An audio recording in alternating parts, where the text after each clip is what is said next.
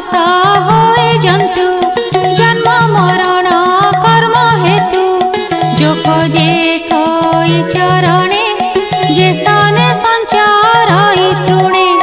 जीव जे कर्मे संचारई जन्म मरण नाम बही निद्रा रे जे सने स्वपन देखिण पासरई मन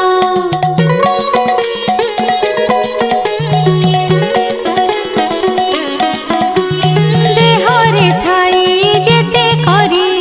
जीव छाड़िले तापासरी करई परलोक भोग गुण ही राजा वीर्य जोग जन्मीण पास